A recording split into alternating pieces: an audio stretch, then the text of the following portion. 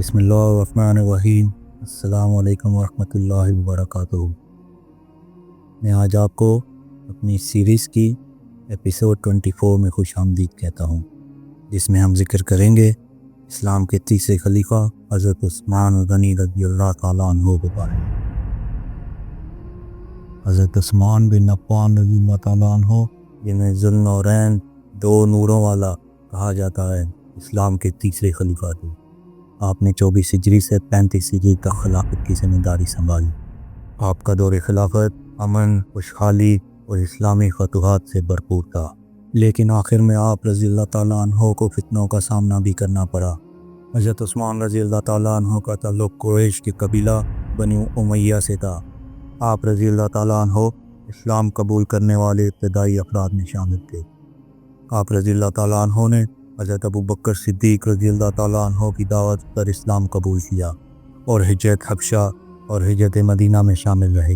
آپ رضی اللہ تعالیٰ عنہ کو ذو النورین یعنی دو نوروں والا کہا جاتا ہے، کیونکہ آپ رضی اللہ تعالیٰ عنہ نے نبی کریم صلی اللہ علیہ وسلم کی دو بیٹیوں سے نکاح کیا تھا، حضرت رقیہ رضی اللہ تعالیٰ عنہ اور حضرت ام کلثوم رضی اللہ تعالیٰ عنہ۔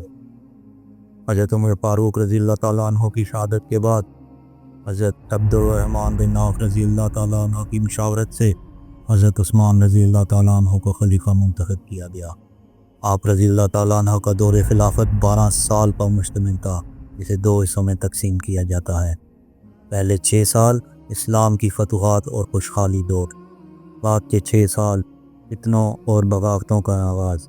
حضرت عثمان رضی اللہ تعالیٰ عنہ کے دور خلافت میں قرآن کریم کے نسخوں کو یکجا کیا گیا اور ایک معیار پر مرتب کیا گیا تاکہ اختلافات پیدا نہ ہوں۔ آپ رضی اللہ تعالیٰ عنہ نے ایک سرکاری نسخہ تیار کروایا اور مختلف شہروں میں بھیجا۔ دوستو، آج ہم جو قرآن پڑھتے ہیں وہ اسی مصحف عثمانی کی شکل میں ہے۔ حضرت عثمان رضی اللہ تعالیٰ عنہ ایک سخی دل انسان تھے۔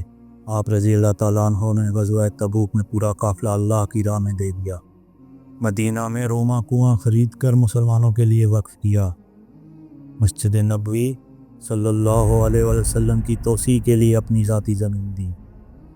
نبی کریم صلی اللہ علیہ وسلم نے آپ کے بارے میں فرمایا، آج کے بعد عثمان رضی اللہ تعالیٰ عنہ کو جو بھی کریں انہیں کوئی نقصان نہیں پہنچے گا۔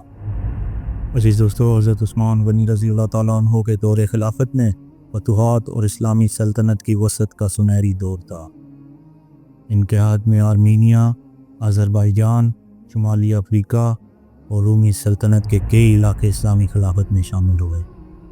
حضرت عمر رضی اللہ تعالیٰ عنہ کے دور میں آرمینیا اور آذربائیجان پر جزوی طور پر اسلامی فوجوں کا قبضہ ہو چکا تھا، لیکن حضرت عثمان رضی اللہ تعالیٰ عنہ کے عہد میں ان علاقوں میں مکمل اسلامی حکومت قائم ہوئی۔ حضرت ولید بن عقبہ رضی اللہ تعالیٰ عنہ اور حضرت سلمان بن ربیعہ رضی اللہ عنہ کی قیادت میں اسلامی فوجوں نے فیصلہ کن کامیابی حاصل کی۔ یہ کامیابی رومی اور یونانی لشکروں کے مقابلے میں تھی۔ آرمینیا 25 ہجری میں ولید بن عقبہ رضی اللہ عنہ نے کافکاز کے علاقوں پر اسلامی قبضہ مضبوط کیا۔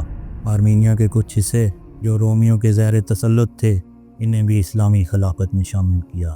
آذربائیجان 31 ہجری میں سلمان بن ربیعہ رضی اللہ عنہ کی قیادت میں ایک بڑی فوجی مہم چلائی گئی۔ مقامی حکمرانوں کو شکست دینے کے بعد آذربائیجان خلافت عثمانیہ کے زیر نگرانی آیا۔ حضرت عثمان رضی اللہ عنہ کے دور میں اسلامی فتوحات شمالی افریقہ تک پہنچ گئیں اور لیبیا، تیونس، الجزائر اور مراکش کے کئی علاقے اسلامی سلطنت کا حصہ بنے۔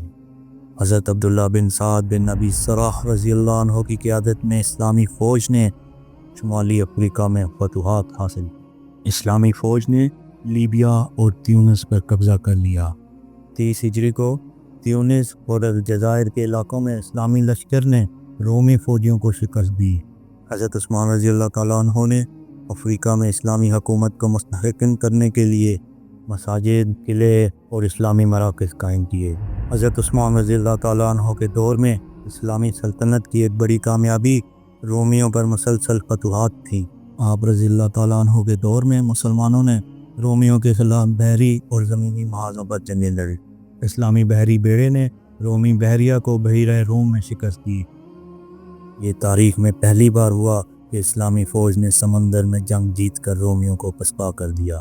35 ہجری اسلامی فوجیں قسطنطنیہ موجودہ استنبول تک پہنچ گئیں اور رومیوں کا محاصرہ کیا۔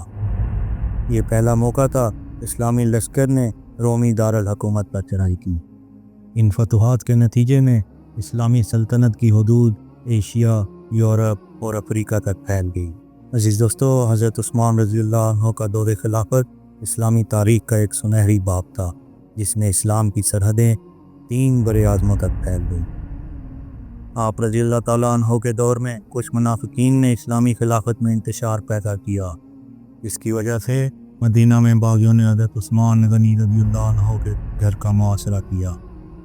اس وقت حضرت علی رضی اللہ تعالیٰ عنہ، حضرت حسن رضی اللہ تعالیٰ عنہ اور حضرت حسین رضی اللہ تعالیٰ عنہ سب نے دفاع کی پیشکش کی، مگر حضرت عثمان رضی اللہ تعالیٰ عنہ نے فرمایا میں خون خرابہ نہیں چاہتا۔ 18 ذی الحج 35 ہجری کو جمعہ کے دن آپ رضی اللہ تعالیٰ عنہ قرآن کی تلاوت فرما رہے تھے جب باغیوں نے آپ رضی اللہ تعالیٰ عنہ پر حملہ کر کے شہید کر دیا۔ آپ رضی اللہ تعالیٰ عنہ حیا اور شرم کا پیکر تھے۔ اس کے بارے میں نبی کریم صلی اللہ علیہ وسلم نے بھی فرمایا فرشتے بھی عثمان رضی اللہ تعالیٰ عنہ سے حیا کرتے ہیں۔ آپ رضی اللہ تعالیٰ عنہ سخاوت کے اتنے بادشاہ تھے کہ نبی کریم صلی اللہ علیہ وسلم نے خود آپ کی سخاوت کی تعریف فرمائی۔ حضرت عثمان غنی رضی اللہ تعالیٰ عنہ اسلام کے سب سے بڑے خادم ثابت ہوئے۔ قرآن کی تدوین، اسلامی سلطنت کی توسیع اور مسجد نبوی کی توسیع جیسے بڑے کارنامے آپ کے نام ہیں۔